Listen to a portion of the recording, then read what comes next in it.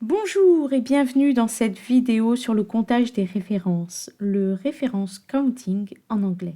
Rappelons quelques notions vues dans la vidéo précédente. Si l'on écrit cette ligne de code var1 égale 100, rappelez-vous ce qui se passe réellement. Python crée un objet de type entier avec une valeur de 100 à une adresse mémoire. Disons 1000 dans notre cas. var1 est, dans ce cas, ce que l'on appelle un pointeur vers cet objet.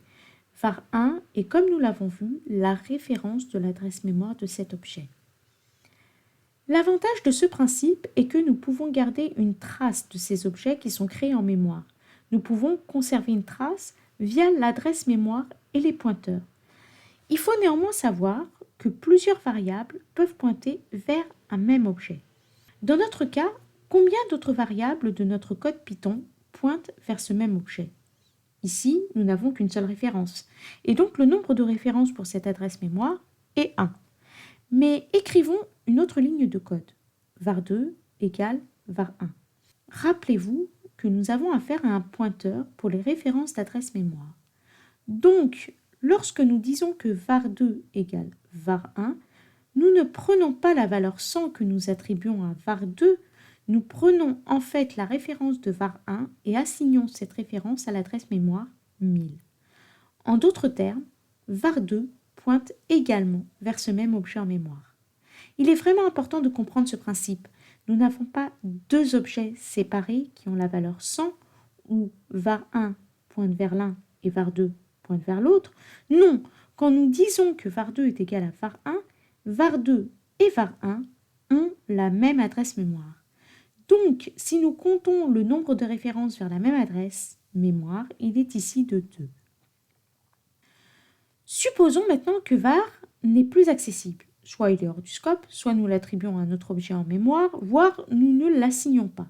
Que se passe-t-il? var1 ayant disparu, nous ne comptabilisons plus qu'une référence. La référence de base n'existant plus, var2 disparaît également. Le nombre de références est donc de 0. Le gestionnaire de mémoire Python gère ce genre de situation. Il constate qu'il n'y a plus de référence, il efface du coup l'objet. L'espace qu'il a utilisé peut donc être réutilisé par Python pour un autre programme. Tout ce cheminement s'appelle le comptage de références. C'est quelque chose que fait le gestionnaire de mémoire Python pour nous. Nous n'avons pas à nous soucier de cela, il le fait automatiquement. Gardez simplement à l'esprit le processus qui se déroule avec le nombre de références lorsque nous créons des variables. Avant de nous lancer dans le code, nous allons examiner très rapidement comment trouver le nombre de références d'une variable en Python. Le module système a une fonction getRefCount que nous pouvons utiliser, 6.getRefCount, et nous passons le nom de la variable. Il faut savoir que lorsque nous passons var1 à refCount, cela crée une autre référence à ce même objet en mémoire. C'est donc un inconvénient d'utiliser cette méthode dans la mesure où il augmente toujours le nombre de références de 1, car le simple fait de passer var1 à la fonction crée une autre référence à cette même variable. Nous y reviendrons en détail plus tard. Il y a donc une autre fonction que nous pouvons utiliser qui n'a pas cet inconvénient. C'est dans le module ctype. C'est ctype.c_long.from_address de address. .value. La différence ici est qu'en passant l'adresse mémoire, donc l'ID de var1, nous transmettons l'adresse mémoire et non la référence, autrement dit 1000 dans notre cas. Du coup, cela n'affecte pas le nombre de références. Il s'agit donc d'un système de comptage beaucoup plus exact du nombre de références. Passons donc au code et examinons tout cela en détail. Utilisons dans un premier temps le module 6 et voyons d'abord la fonction getRefCount de ce module. Nous devons donc importer le module. Ensuite, nous devons créer une variable et je vais utiliser une liste. Je vais donc créer cette variable A. Maintenant, rappelez-vous ce que cela signifie en disant que A est égal une liste composée d'entiers 1, 2, 3.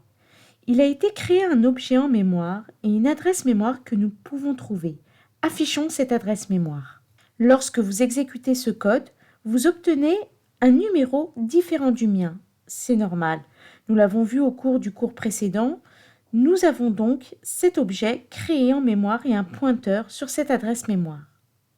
Donc maintenant, nous pouvons utiliser sys.getRefCount. GetRefCount attend le nom de la variable comme paramètre. Nous obtenons 2. Cela signifie qu'en passant A à getRefCount, son argument prend la même référence que A. Cela va donc pointer vers le même objet en mémoire. Donc vous pouvez utiliser getRefCount, ce n'est pas un problème. N'oubliez pas simplement de soustraire 1 de cette réponse. Voyons à présent ce que cela donne avec la bibliothèque ctype. Nous devons d'abord importer la librairie ctype. Puis, nous avons cette longue expression que je vous ai montrée dans la diapositive.